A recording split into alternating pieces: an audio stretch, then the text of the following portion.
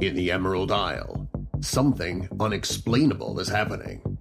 Tonight, prepare to witness the most frightening event in horror podcast history.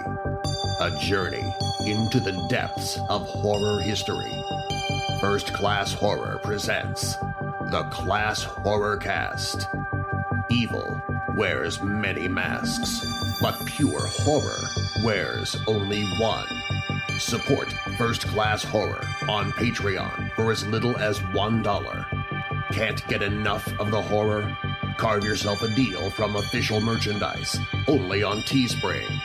Join us on all social media at First Class Horror. We have such sights to show you.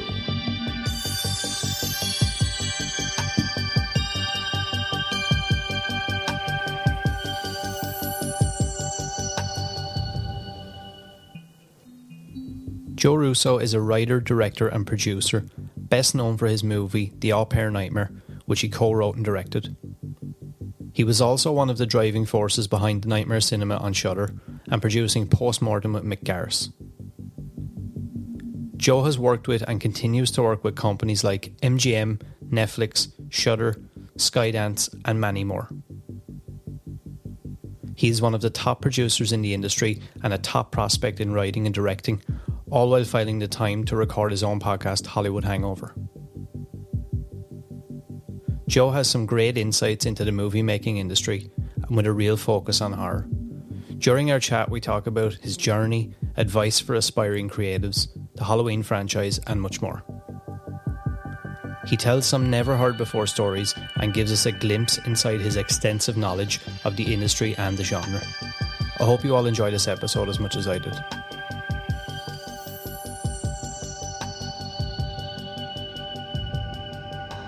So when you met Mick and all this thing kind of came about, how did you being involved in the podcast and that whole thing, how did that all come together? The podcast was born out of Nightmare Cinema. And I think there's like a really funny common misconception that, oh, Joe must be involved in Nightmare Cinema because he does the podcast. And it was actually the other way around. We had just, I think, gotten greenlit. We found our financing for Nightmare Cinema. Mm-hmm. And I was at a party in Pasadena, and I met a guy who worked for this podcast company called Podcast One. And I knew Mick had done interviews throughout his career. I loved the Postmortem TV show that you can find on his website. Yeah. And I was like, God, I bet Mick would do this. So without even talking to Mick about it, I pitched it to this guy. Nice. And I was like, you know what? People pitch me movie ideas all the time. I was like, I'm going to cash in some of that karma and pitch you a podcast. And I told him about Mick and told him about the types of people he has access to and types of the level of interviews that we could probably get. Mm-hmm. And he's like, if Mick wants to do that, I'll set a meeting up with our CEO right away. Wow. And Mick said yes. We had that meeting. They said yes. And within like 3 months, the podcast was launched. So I'm really proud of that show. I think it's kind of the NPR of horror podcasts. But but I love that. And I love that we've had so many conversations with so many people that have such respect for. Mm-hmm. And then we have this great archive of these wonderful interviews and conversations that I think will, outlast all of us, Yeah, 100%. And I definitely feel, and this is not coming from somebody who has a small following and does a podcast, this is not a underhand remark to any other podcast, but I do feel like that podcast is something that, especially nowadays with everything that's going on in the world, at least for me, and there's lots of people that I've spoken to over the last couple of years, that's kind of their thing. Yeah. When they see a new episode, you kind of light up a bit, and it reminds me of feelings like with Masters of Horror or other different things, and like you said about Nightmare Cinema potentially being an ongoing series. It kind of breathes life, and I don't think there's there's not very many, and especially horror podcasts that are at that level, that have the, I guess, the talent, the quality, the passion, everything tied into one. Thank you. It's really refreshing to see that go, because sometimes we see these things, maybe people talk about them and then they just fall apart, or everybody is maybe too big and too important to care. Yeah. And I really I get it sometimes, and I can't speak for being in those positions, but I think personally I can tell the difference between somebody just putting their name on a product and then people actually caring. Yeah. There's a huge difference. I think so too. We had we do these Ask Mick Anything kind of interstitials, which is, where I think a lot of people have kind of gotten to know me, which is great. But we got a question come in the last episode where they asked Mick his advice about starting a podcast. And I think his answer was perfect. It's about passion, because you're probably not going to make a lot of money doing it. We don't make a lot of money doing postmortem. But we do it because we're passionate about documenting these conversations with these wonderful filmmakers. And we want it to be this great resource for the horror community, which I think it is. And I think people appreciate it for. But I have, with our engineer on the show, our post-producer, Chris Price, I have another smaller podcast that we do for fun called Hollywood Hangover, where we kind of break down movies that have come out that we feel will have some kind of impact on the industry. And we do that for fun. We do that because Chris and I like to talk to each other, and we like to talk about movies, and we think people like hearing us talk about movies.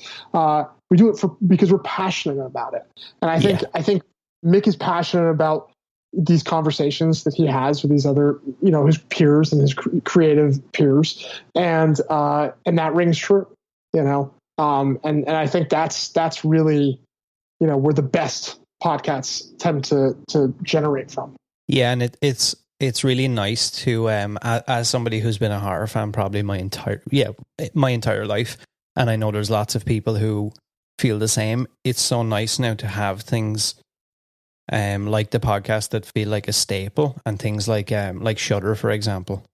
Yeah, love Shudder. Yeah, and me too. And at one point, and it's not a knock on Shudder, but at one point I was kind of worried, because I was like, will the community come together to keep this thing going, or are we going to see another thing that could have been amazing just kind of fall off because maybe the bottom line isn't good enough for AMC or whoever's involved?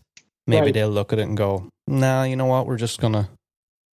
And it's so nice to see those things now actually. They're finding, and this isn't just because Nightmare Cinema is on the platform, and it was the number 2 movie of 2019. I believe that. But this isn't because of that. I genuinely love Shudder. I probably watch 1 or 2 things on there a week. I love Joe Bob. That's like a ritual. Yeah. And I think they're finding really, really amazing content. From Scare Me to Mortuary Collection to La Llorona, and then of course, obviously, Host just set the world on fire. And it's been great too, because the Shudder, the people who have movies on Shudders that has been Shudder originals, I've met through social media, I've gotten to meet all those folks, and it's so nice to connect with them and feel like we're part of that kind of community. I think they're fostering really great content. They're finding really great movies, and I'm excited to be a part of it. Yeah, it's fun, and I had even seen there's a short on Shudder called Cat Calls, and it was done by an Irish girl who, funny actually, her name is actually Cat. But I had spoken to her, and she just kind of said the doors that opened up for her were, it kind of reminded me of what you said about your friend who was like on the way home, like, I'm finished, I'm done, that's it. She kind of felt like when they made that short, it was made like in a small town in like Wicklow or capital Dublin.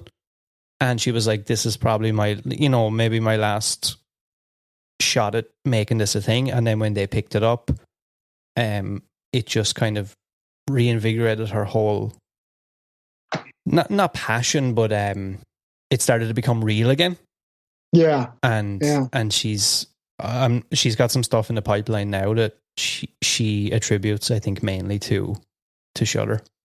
That's amazing. That's great. That's really great. Yeah, and like it makes me wonder sometimes. Like I think about probably all the great projects out there and great writers and stuff who, back before all these things happened, and there was things like the podcast that you guys started, maybe would have never had a voice, and these things never get seen or made or whatever. Yeah, I mean, look, I think anything that can, I mean, it goes back to your initial question, I think way back when we were talking about, how do you get out here and get started? It's about having the right piece of material be discovered by the right people. I mean, when I, transitioned to writing, from being a development exec to writing, which is a tough transition to make. One of the things that helped me was getting on this thing called the Bloodlist, which picks the best horror scripts of the year. It's executives around town. They vote on, of the horror scripts that they read that year, they vote on their favorites, and then that gets tallied, and then the top 13 get released around Halloween. And we were very lucky. We were, I believe we're still the only writers to have been on it 3 times and 3 times in a row, which is crazy. Yeah. And that really just changed everything for me, because suddenly people were like, they were looking at what happened with Nightmare Cinema and the success that had, and then they were looking at, what was happening with my scripts and my writing, and they were like, oh, Joe's someone we really need to be paying attention to. And it just opened up all these doors. And when you transitioned to your first movie that you directed was Au Pair Nightmare, right? Yes. How, hopefully not my last. Yeah, well, that was something I was going to, that's kind of a follow-up question. How was that always the intention? And how did that all come about? No, it wasn't. It was an opportunity that kind of came out of a lot of these other things. Like I said, so Nancy Leopardi, who was the producer on Nightmare Cinema, who managed the production, she has a producing company of her own where they make these soapy female-driven thrillers. Yeah, and she said, "Look, Joe, like, I really enjoyed working with you on Nightmare. We like your short films, and we like your writing that we've seen in these Bloodlist scripts. Why don't you come make a movie for us? It has to be, one location. It has to be, a very tiny budget, and it has to be shot in 14 days. Can you come up with something that'll work for those requirements?" And, like I said, I didn't have any contacts coming into LA. I don't really, like, my parents are, we're a middle class family. Like, we don't have any like rich friends that I could go, pool money from a bunch of dentists or anything, to go make a movie. So like, this is no one was beating down my door to give me a chance to direct a feature, because there's a really tough catch-22 of, you can't direct a feature until you've directed a feature.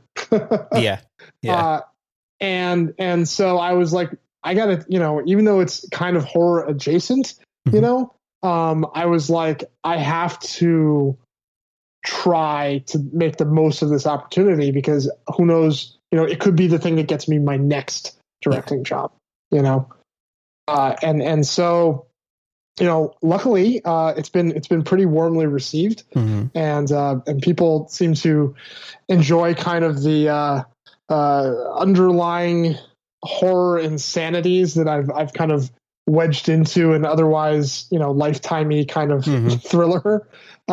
So, I mean, I don't know if you've seen it, but the antagonist is like totally and utterly insane. Yeah. Yeah. I had one guy messaged me, and he had asked me, he was like, I don't get it. He's like, I finished the movie, and he's like, I loved it, but I kind of, just certain parts about the character I don't get. And I was like, look, I don't want to get into it too much because sometimes I find myself spouting about a movie and then I've given away everything and it kind of ruins the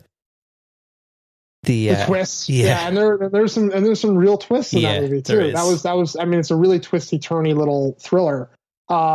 Here's the thing. This is the best way to describe what's happening there. I didn't want to. A lot of those Lifetime thrillers, they spell out everything, and I didn't want to do that.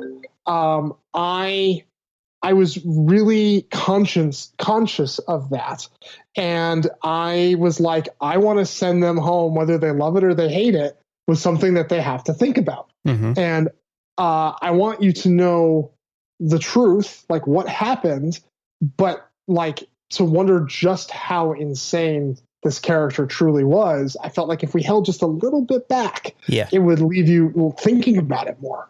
And that's kind of what we did. And I think some people, they get that kind of disturbing chill from it that we wanted.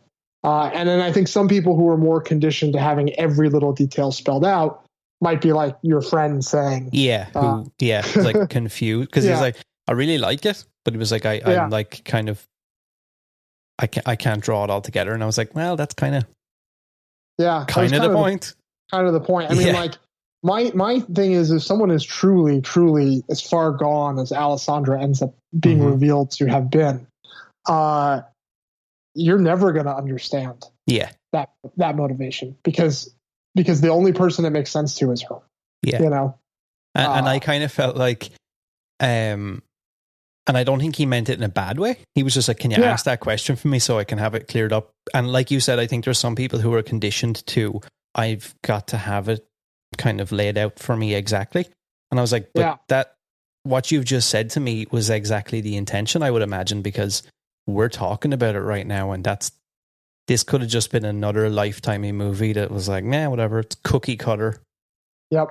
And I wanted to try to subvert that a little bit if we could. Yeah. You know, and I think we did a pretty good job of subverting, like we played within the tropes, but we definitely threw in a little bit of hopefully some intelligence and some flair that's made the movie a little bit more enjoyable than, your average domestic thriller. Yeah.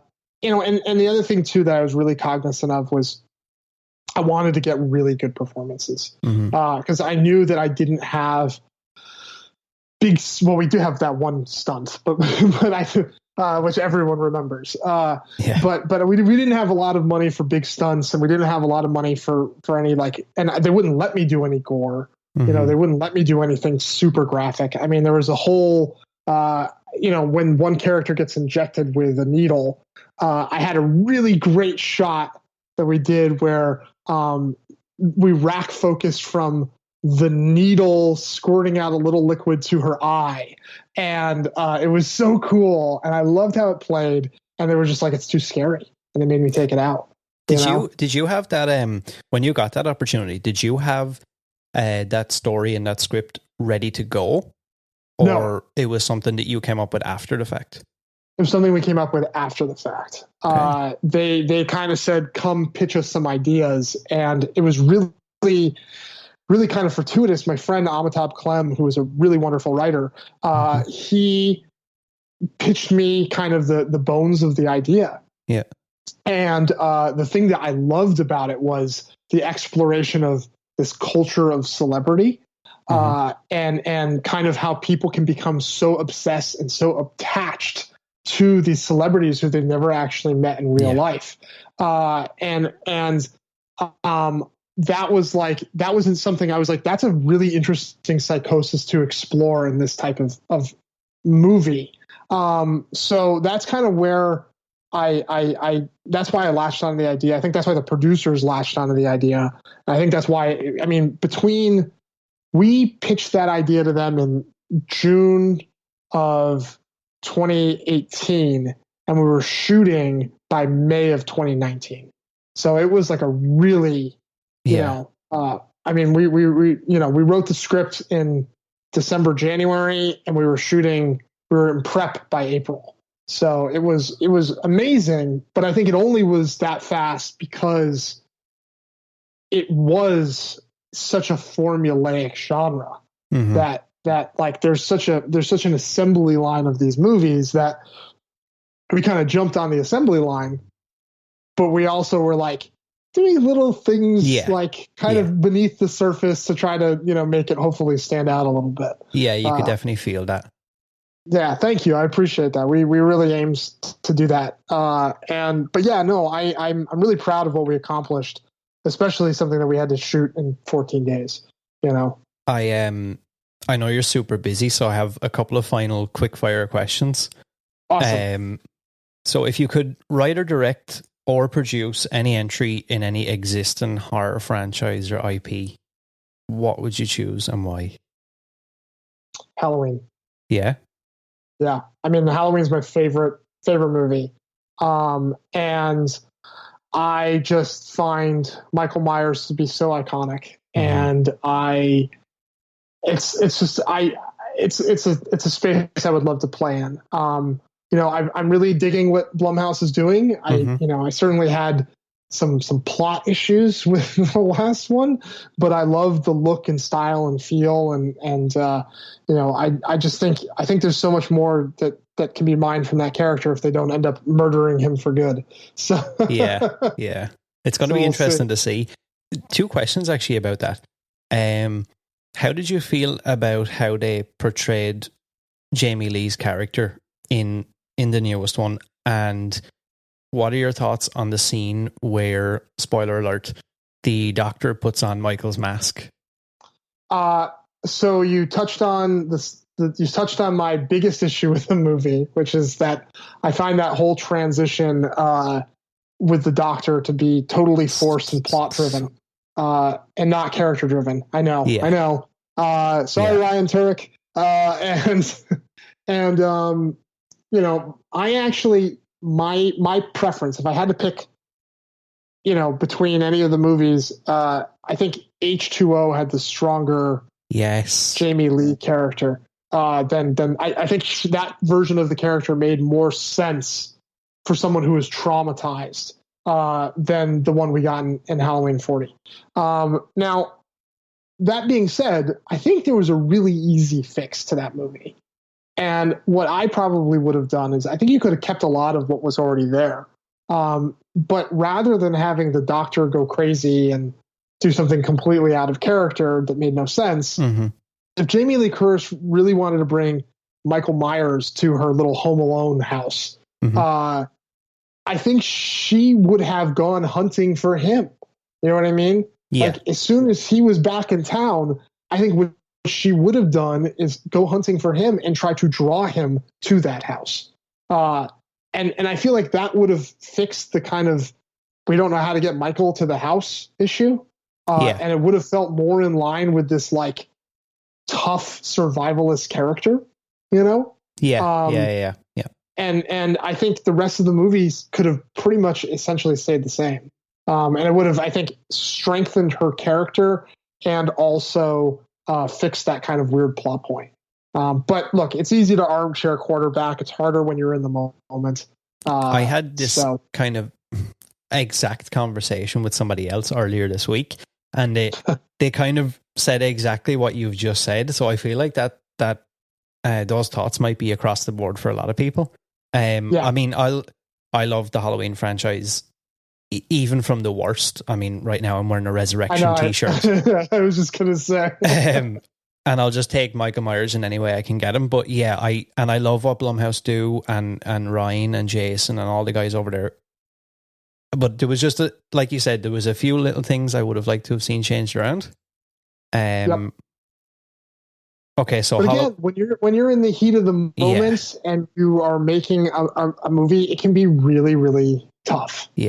Like it you have to sometimes make compromises and changes and such. But I agree. I feel like it's in retrospect, it feels like such a simple change, but I can totally understand how they probably became enamored with that twist. Yeah. What are some of your favorite horror movies? I won't ask you, because I feel like to ask somebody their number one favorite is like an impossible so question. hard. Yeah, So hard. but yeah, like, I mean, I think I already kind of answered. Halloween is I think my favorite. But I love the Evil Dead movies. I love The Shining. I love Poltergeist. I mean, like, I literally go through every Halloween and binge so many of my favorites because it's the only time my wife will let me watch horror like unabashedly.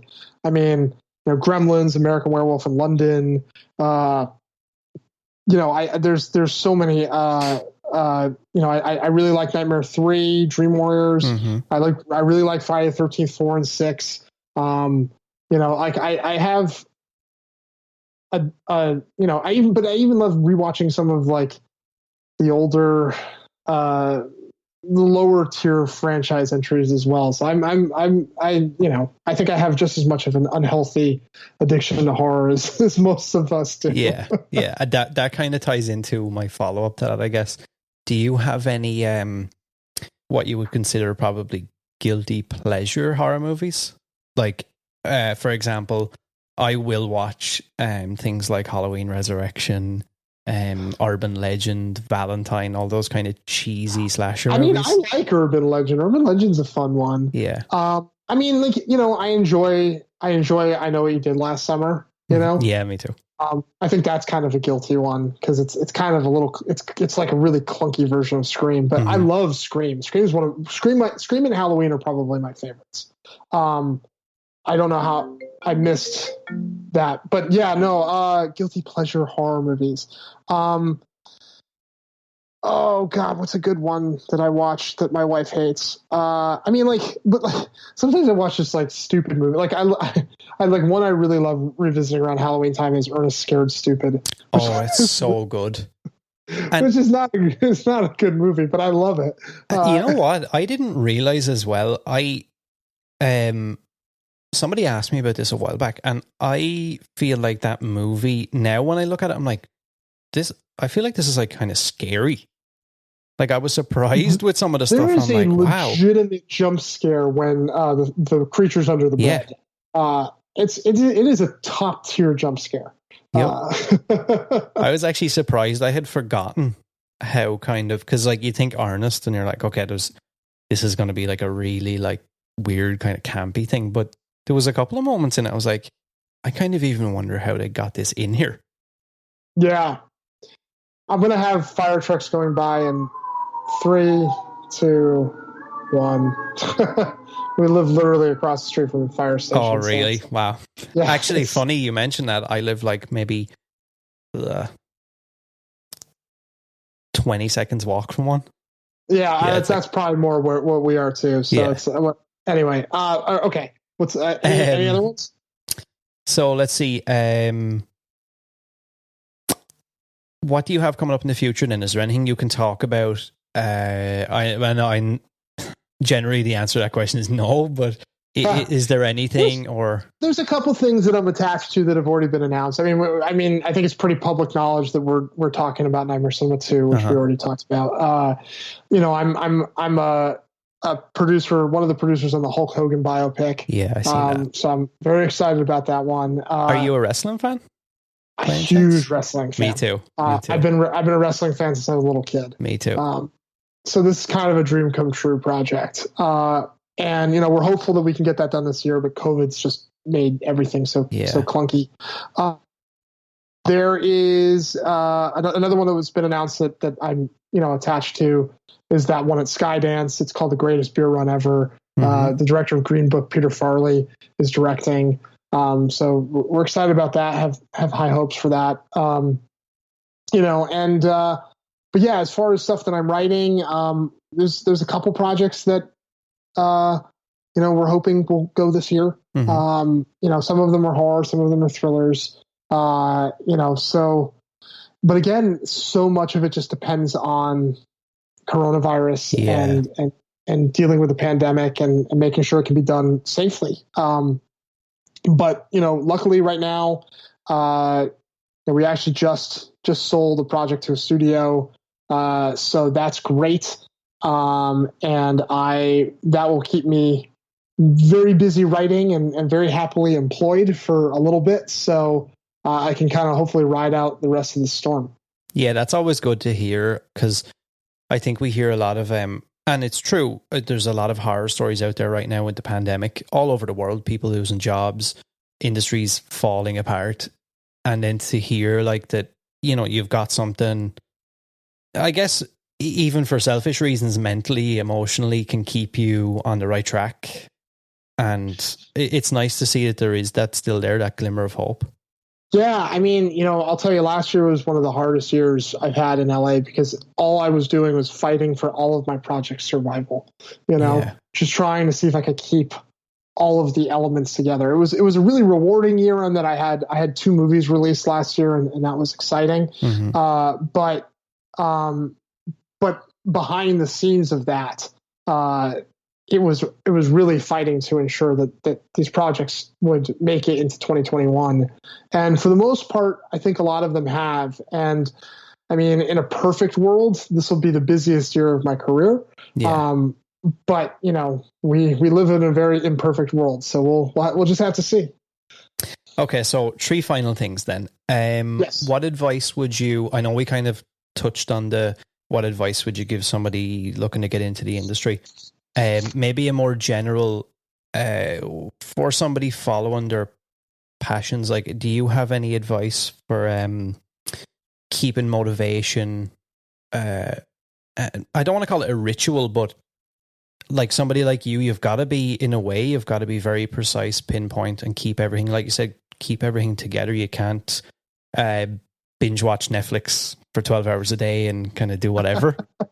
You've got to be. I don't watch a lot of series, kind of almost because of that reason. Like, I don't have a lot of time to spend binging something, and so that's almost why, like, Cobra Kai and Mandalorian and even this WandaVision that just came out, like, they've been great because they've been shorter, so I can kind of digest them a little bit more easily and a little bit more flexible with my schedule. But yeah, when someone tells me like, oh, you got to watch 5 seasons of a show and it doesn't get good until season 3, I'm like, okay, I'm not going to watch that. But I love movies because I know that it's like an hour and a half to a 2.5 hour commitment, and I know that I'm going to get a whole story and I'm still going to get, the creative juices flowing. I think, I think when you are a creative and you are an independent writer, producer, or director, you make your own schedule. You're your own boss. Mm-hmm. I mean, yes, you have overlords that are maybe giving you money to write something for them or what have you, but like, you have to parcel out your schedule so that you can meet deadlines that they give you. There's no one looking over your shoulder, mm-hmm. So I mean, it's kind of, I subscribe to that Stephen King, write X number of pages a day philosophy. Mm-hmm. And so if I can write 2.5 to 3 pages a day, I'm like, that's a great day. And I also know that if I can write 3 pages a day, sometimes my schedule in deliveries and such, like the one we're on now, requires I have to probably write more towards 5 pages a day. But if I take the deadline and I divide it up and I'm like, okay, this is how many pages I have to try to hit a day, Yeah. And then I just kind of try to buckle down and do the work. And, luckily I have a writing partner and Chris is great. So we pass the pages back and forth and, really beat them up and stress test them and argue about things. And usually when we're done, we have something that's pretty solid, So I think it's really just about creating those rituals and, nourishing your soul, watching movies that you love, watching Halloween Resurrection, like watch something that you love. That's not one of my go-tos, but it can be yours, I think sometimes, if I watch too many new things and there's too many that are underwhelming, I'm like, I have to go back and watch a couple of movies that I love to remind myself why I'm doing this. Yeah. So do you think that keeping busy and keeping like a kind of a routine is probably works out better for somebody who's in that creative kind of space? I think so, because it can become, especially if you want to be a writer, mm-hmm. It can become so easy to push off writing. So you kind of have to know, like, okay, I'm going to write between these hours and these hours. And even if you're just sitting in front of the computer, like, you're more likely to write something if you have that blocked out than if, I think that's why a lot of people go to like coffee shops to write, because they're like, if I'm at the coffee shop, like, I've made the commitment to block out some time to do this thing, cause look, I would love to like kick back and finally finish Luigi's Mansion. You know what I mean? Like, I would love to go watch, like I have so many things I would love to do. There's books I would love to sit down and read, but like, time doesn't always permit those things. But I do think that staying inspired by watching things that you love and thinking about them and analyzing them and cherishing them is great inspiration. And I also think the other thing too is reading screenplays. Like, if you want to be a writer, you have to read screenplays. It's the only way you're going to get better. If you don't want to spend time reading other screenplays, you don't want to be a writer. That makes sense. Yep. And how would you deal with, I'm sure you have off days, or maybe there's a day where you have, you say to yourself, okay, I'm going to get 5 pages, and then maybe you don't get any. How do you, that kind of blockage? I only don't get any if like distractions come in. I don't think I've ever sat down and not written anything. It might not be great. Yeah. But I've still laid down some pages. Usually when I don't write anything, it's because like other projects have bubbled up and there are fires that need to be put out, and I get distracted and I have to deal with those things. And because I need those couple hours, to just be like, okay, I've got 3 hours. I know I can crank out some pages in 3 hours, but if like I get phone calls and meetings get piled up on either end of it, and then I'm like, oh, I only have an hour. Well, then that's when I kind of get like, am I really going to get anything done? Is it worth sitting down? And so I guess in a way, it's maybe better to, whatever it is, whether it's a podcast, writing a script, whatever you're doing, maybe to just do something. Yeah, I think you have to have that carve out. You have to have that ritual of when you're going to do it, and you have to have that obligation.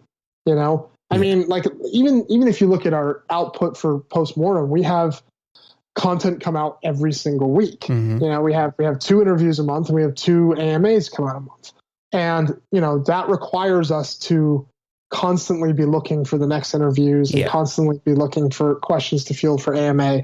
And but then I look at the thing, the podcast I do with Chris, it's so inconsistent, and it's mostly inconsistent because we do it when we want to do it, And I think that's the thing. It's like if it's something that you, and it's not that we're not passionate about it, we are, but if it's something that you need to try to turn into a career, I think you have to have those deadlines. Yeah, you have to have those obligations. You have to have that ritual.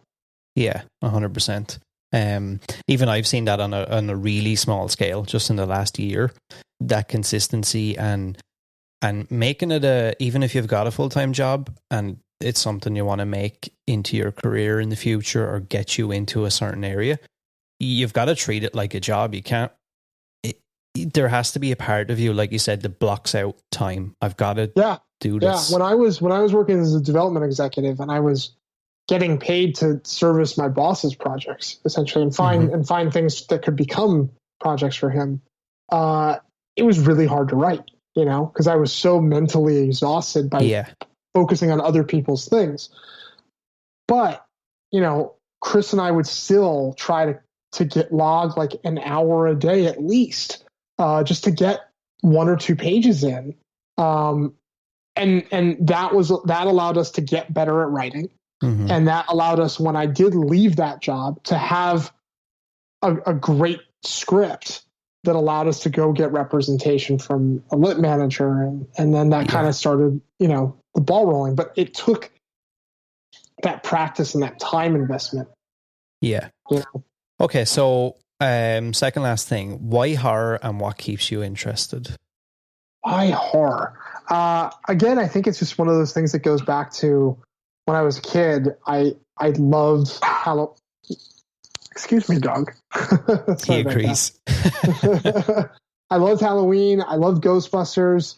I just, when we would go to Disney World, my favorite ride was the Haunted Mansion. Like, I think it's just something that's innately inside of me. It's always been a guilty pleasure. I've always enjoyed getting scared. I actually scare super easily. Me too. And which I think is really funny because I think some fans are like, "Oh, I'm so tough." I swear. I go to a James Wan jump fest and I'm all over. I'm like a jumping bean. So I like it. I like getting scared. I like going to horror conventions. I like the artistry and the masks and the makeup and I just appreciate that stuff so much. It's so innately embedded in me. Yeah. And the genre always creates such exciting, interesting, and socially relevant material that as I've gotten older, I continue to find new things and be excited by new things. And, it's a genre that keeps surprising me. Yeah. And I've even found, I've went back on certain movies and certain things and picked up things that maybe I didn't before, or you can kind of see things a different way. Which I find you don't maybe get a lot in a lot of other genres of movies. I think they're really great movies you do. Yeah. But yeah, I think horror, because it is so socially conscious sometimes, you can go back and you can look at a movie through a new lens based on what's happening in the world today. Yeah. Or you can see parallels to, another era of time based on what's going on today. I think the rewatchability factor of the truly great horror movies is limitless. Yeah, true. Okay, so final thing. Yes. A Joe Russo approved horror movie, book, podcast. It can be anything that's horror related that you would recommend. Well, it's not a horror movie per se, but the most thriller-esque movie that I saw recently that I liked was Promising Young Woman, starring Carey Mulligan. I thought it was really cool. It definitely straddles a line between horror and thriller. And it's just a genuinely good movie. One horror podcast that I ironically recently discovered, though it's been around for a while, is The Horror Show. Yeah. Do you know those guys? So I went to high school with them. Oh, really? Yeah, and I didn't know that they had a podcast until recently because they just relaunched it. Yeah. And I didn't know that they were doing this and they had this following, and it's been so great to reconnect with them now that we're kind of both in the horror podcasting space. And I used to powerbomb Sean off of trampolines, like when we were backyard wrestling, and I went to elementary school with Joe. It's crazy. So it's been really fun to just listen to them rip up our movies. Yeah, they've been going for, I want to say, I was listening to them like 5-6 years ago. It's really amazing. Joe and I reconnected because we were lamenting some of the kids we went to high school with who got sucked into the MAGA Trump vortex. Yeah. And I found out that, what he was up to, and he found out what I was up to. And it was kind of like, holy shit, how did we, fall apart for so long and not know that we were both so closely working in the same space? So it's been really cool to, I've enjoyed, listening to them kind of pick apart these titles. Yeah. That's kind of cool to see you guys reconnect, and there's still kind of that thing. Yeah. Yeah. Well, I really appreciate you taking the time. I know you're a super busy man right now. Thank you, Aaron. I appreciate you having me on. Thank you for reaching out. Yeah, of course, man. I kind of sometimes reach out and I'm not sure because I know everybody's like so busy. And then obviously, I think a lot of people have this misconception that the pandemic has made everybody not busy. But like you said, it can kind of go the other way because things need to move. We need to get things ready to go. So when hopefully things start to open up, it's just everything's ready. Your lips to God's ears, brother. So for anybody listening, all the links to Joe's stuff will be down below. The postmortem with Mick, everything like that will be in the description wherever you get podcasts. And we'll see y'all in the next one.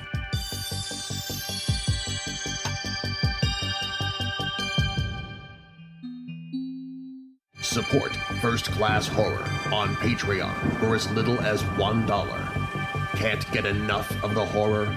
Carve yourself a deal from official merchandise, only on Teespring. Join us on all social media at First Class Horror. We have such sights to show you.